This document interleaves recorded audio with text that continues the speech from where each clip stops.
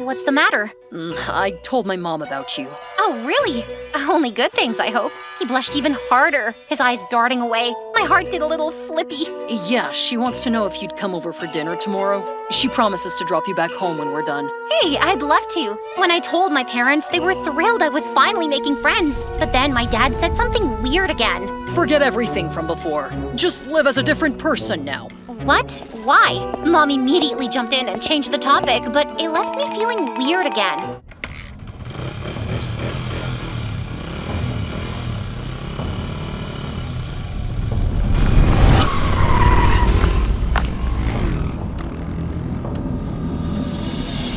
Suddenly, the ground shook beneath me, followed by a deafening explosion. I was lifted into the air like a rag doll and slammed back down, the world spinning around me. Quinn! Fire and smoke filled the air as another explosion rang out, and then everything faded to black. I woke up groggy and confused with an awful ache in my head. As my eyes focused, I saw a woman and a man crying beside me. Instinctively, I called out, "Joey." The woman pulled me into a hug, sobbing even harder. Oh, you're in the hospital, sweetheart. You've been in a coma for 6 months. Thank God you're finally awake. The man bolted out of the room. She's up! Doctor, she's up! Coma? My mind scrambled, searching for something, anything that made sense. Only one word popped out. Joey! My heart lurched. The truth was, I didn't know who Joey was. Heck, I didn't know anyone or anything. Where am I? Who are you? Just then, the man came back with the doctor. He looked at me with a tired smile. Ah, my young patient is finally awake. You gave your parents and me quite a scare. Parents? My heart twisted. These people are my parents? The doctor glanced at the couple, then back at me. Can you tell me your name and the last thing you remember? My name? That should be easy, but my mind was blank. My name is, I struggled, panicking. Why couldn't I remember? How could I not know my own name? I can't remember my name. Everything was just so jumbled up, my thoughts slipping away every time I tried to catch them. The last thing I remembered, why couldn't I remember? Hi, I'm Quinn, and get ready for the craziest story you've ever heard. Oh, and if you've ever faced something unexplainable, share your story in the comments. Don't forget to like and subscribe to Confession Diary, where the juiciest confessions are told. As it turned out, the doctor told my parents I had amnesia. Given the nature of her injuries, it could be long-term or short, so I think you should be careful. I stayed in that hospital room for 2 weeks with these people who called themselves my parents. They were trying so hard to talk to me, but nothing felt right. If you really are my parents, shouldn't I feel something for you? A spark, a connection or something? Oh, sweetheart, just give it some time. But I couldn't shake the feeling that something was missing. The only name I could think of was Joey, and I didn't even know who he was. Whenever I tried asking my parents, they said they had no idea who I was talking about. It was all just so sus. After a month in the hospital, I finally went home. My parents had told me a lot about who I was and what my life was like before the coma. You loved reading. And makeup. You hated outdoor sports. But nothing felt like that, to be honest. I was hoping that when I got home, I would remember something, but still, it all felt so empty. Why can't I remember anything still? Shouldn't being here trigger some memory? The truth is, honey, we moved after your accident. We wanted to be closer to the hospital. That made no sense. Wasn't it like the cardinal rule of memory loss that you took patients to all the old places they knew? Did my parents never see the notebook? Heck, they even changed my school and got me a new everything. What was their deal? To make matters worse, over the next 2 weeks, my nights turned into a whirlwind of dreams filled with faceless people driving me crazy. Like this one night, I dreamt of myself as a kid. I was like 5 or 6. An old lady handed me a lollipop, but someone snatched the lollipop and tried to shove the lollipop into the poor old lady's mouth. In the background, I could hear a boy laughing. In my dreams, I was always happy, but as I woke up, I felt like crying. Were these dreams or my memories? And who was that kid? Was it Joey or someone else? I was so frustrated that when it was time to start school again, I thought I could jump with joy. Finally, some distraction. On my first day back at school, I woke up actually feeling excited. But of course, that didn't last. As I stared at the cute outfit my mom had bought me, I felt so weird. Did I really wear bright colors and skirts? I ended up wearing black sweatpants and a plain t-shirt instead. When my parents saw me, though, they got all fidgety. What? Why are you wearing that? Honey, you hated black, remember? Nope. I just felt like this. The truth was, something about my parents just seemed off. I kept feeling they were lying to me, but I didn't know about what. As I walked into the school lost in these thoughts, someone bumped into me and set my things flying. I watched in horror as my water bottle flew out, spraying water all over this guy with big glasses and messy hair. Next thing I knew, he slipped. His arms flailed as he tried to regain his balance, but down he went, landing right next to me with a thud. Oh my god, I'm so sorry! My face flushed with embarrassment as I scrambled to my feet and then helped him to his. It's okay, it's just water. Trust me, it could have been worse. Seems like you've had a history of weird first days. Yeah, you're correct. Maybe I can tell you over lunch? With that, he walked away and I couldn't help but feel butterflies in my tummy. Maybe he was the distraction I needed. During lunch, though, I spotted him sitting alone at the back of the cafeteria and I made my way over to him. I'm here. I'm ready to hear the juicy gossip about all those first day mishaps. I hope I won't be the only one sharing embarrassing stories here. He must have seen a change on my face because his expression shifted to concern. Did I say anything wrong? Before I knew it, words tumbled out of me like a rushing river. I don't know if I have any embarrassing memories. I woke up in the hospital and I have amnesia. There's just this empty space in my mind where important things should be. I didn't mean to spill everything, but it felt strangely freeing. Oh wow, that must be tough. But you know what? I believe that one day everything will come back. Until then, let me share my most first day embarrassing stories. The boy did not disappoint. His stories were insane. This one time, my underwear got caught on the classroom door and I got a wedgie in front of everyone. But then he mentioned he was a new student who had moved here a few months ago with his mom. A flicker of sadness crossed his face as he spoke, but just as I was tempted to ask questions, he changed the topic. By the end of lunch, we exchanged numbers, and the best part, we lived just a few houses apart. And over the next few months, my dreams shifted from faceless figures to visions of Ethan and our classmates and school.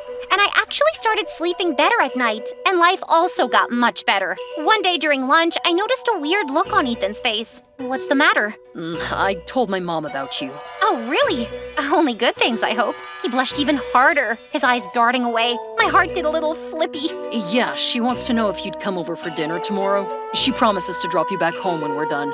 Hey, I'd love to. When I told my parents, they were thrilled I was finally making friends. But then my dad said something weird again. Forget everything from before. Just live as a different person now.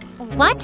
Why? Mom immediately jumped in and changed the topic, but it left me feeling weird again. The next night, Mom and Dad dropped me off at Ethan's place. Ethan has told me so much about you. He can't say a full sentence without the name Quinn popping up. I struggled to hold back my laughter, glancing at Ethan, who looked like he wanted to disappear under the table. Dinner was filled with laughs and stories, and after dessert, Ethan took me to the garage, where a sleek dirt bike was parked. I traced my fingers over it, feeling an odd connection. Why did this bike feel familiar? I tried to shake the feeling and asked him, "Wow, Ethan, dirt bikes? Who knew you'd be so sporty?" This was my brother's. He passed away a few months ago. Oh, I'm so sorry to hear that. That explains so much of why he would get suddenly so sad. But once again, he changed the subject. I've tried to get it to work, but I don't know what's wrong. Without thinking, I blurted out, "Mind if I take a look?" Why on earth would I say that? I barely knew how to work my phone, let alone a bike.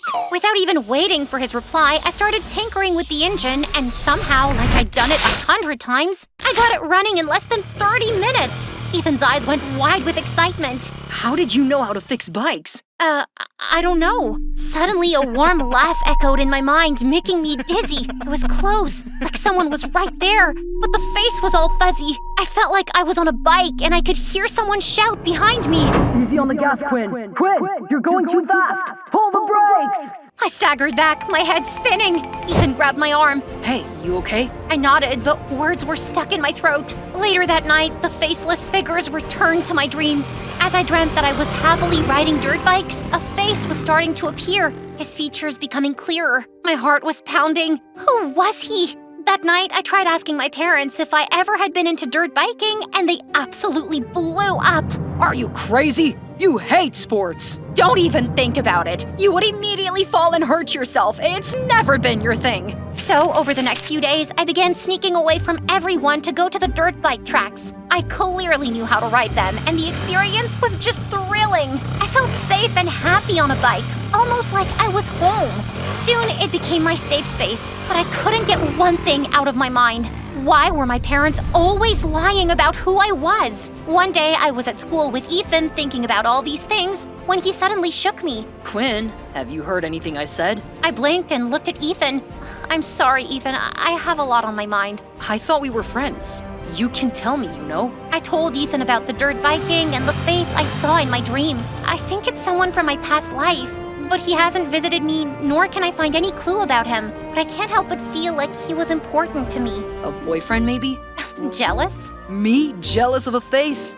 Never. I may be clueless when it comes to fixing bike engines, but I'm great with a sketch pad. Really? Describe him and I'll draw him for you. I threw my arms around him. Thank you! Ethan pulled out his sketch pad and some colored pencils, and 15 minutes later, I was staring at the face from my dream, perfectly drawn on Ethan's sketch pad. That's him! Ethan studied the sketch. He looks familiar. What do you mean? Without answering, Ethan closed his sketch pad and started packing up fast. Then he half dragged me to his home. He led me straight to a room with Mason written on the door. The room was like a motorbike museum, posters everywhere and shelves packed with little bikes, each one shinier than the last. My head started spinning, but I forced myself to stay focused as Ethan pulled an old photo album from the shelf.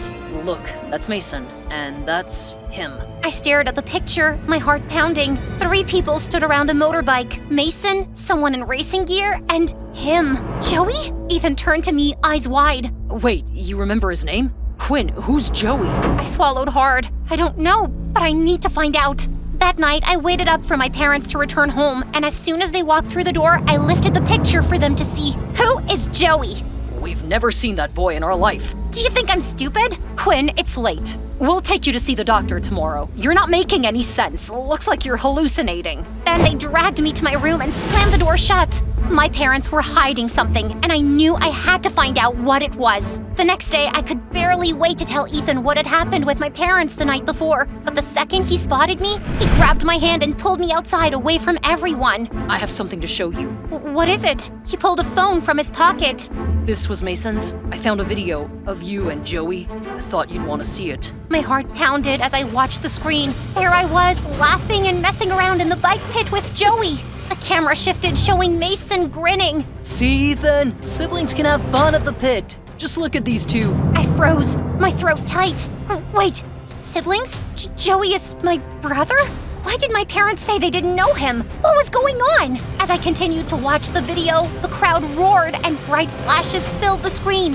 Like someone had flipped a switch inside me.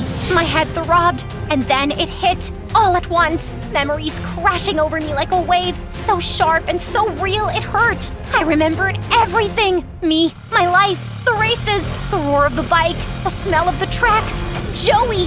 I remembered the house we grew up in, and that our parents were always busy running their fancy event planning business. I remembered how Joey was always there for me. He was 6 years older and the best big brother I could have asked for. But then I remembered something else. I remembered the explosion 6 months ago. We were at a state championship where I had qualified for the final round. Joey was there supporting me when my parents didn't, and suddenly something went wrong. There was a huge explosion, and after that, everything had gone dark. I remember everything. Why did my parents keep him a secret? Why didn't they tell me about him? Maybe they had their reasons. Wait, was he taking their sides? Are you kidding me?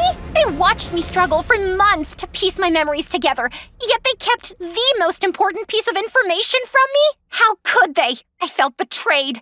No more lies. My parents had kept too much from me, and it was time I knew the truth. Where are you going? To uncover the truth. As soon as I got home, I marched to my parents' bedroom. As I rifled through the drawers and closets, Ethan stood by the door nervously. I searched under the bed, but found nothing that could lead me to Joey. My heart raced as I turned to their office. Maybe we should wait until they get home. I am not waiting. I pushed the office door open and began yanking out drawers, desperate for clues. That was when I noticed it. The last drawer was shorter than the others. Curious, I checked behind it. There it was, a hidden wooden box. My heart pounded as I pulled it out. Inside, I found an envelope and quickly emptied its contents onto the floor. My breath caught in my throat as I stared at the photos. Dozens of snapshots of Joey and me. Ethan kneeled next to me. Wow. And then I saw it, a newspaper article. One of the pictures was a picture of Joey and another was of Mason. Just then, I heard a sharp gasp from the doorway. Ethan and I spun around to see Mom and Dad standing there. I shot up from the floor, the pictures and article clutched in my hand, and flung them at my parents. Are you still going to deny who Joey is? My brother? While the two of you were too busy with your careers to care about us? Joey was all I had and you both hid him from me! Ethan stepped in front of me. Quinn, calm down. I pushed him aside. These people lied to me and you want me to calm down? Don't you dare talk to us like that, young lady. I'll talk to you however I want! Since you don't care about me, why should I care about you? We care about you. That's why we had to hide Joey from you. We did it for your own good. For my own good? Keeping me in the dark about my own brother? You think that's for my good? What kind of parents do that? Parents who didn't want to lose both their children. Mom began to cry uncontrollably, and Dad held her tight and he turned to me, his voice pained. The doctor advised keeping Joey away from you due to your amnesia. He recognized how important Joey was to you, and he feared that learning about him being missing could make your health worse. So he thought it was best to move and start all over again. As their words sunk in, I burst into tears. Joey is gone? I knew my parents were trying to protect me, but hiding Joey from me still felt like a huge betrayal. Now that I remember everything, now what? That night, my parents and I sat together. We laughed through our tears, sharing stories about Joey's goofy antics and the special love he had for me. I told them how Ethan had helped me piece everything together. The fact that Joey and Mason were missing gave me a tiny flicker of belief that maybe, just maybe, they might still be out there waiting for us.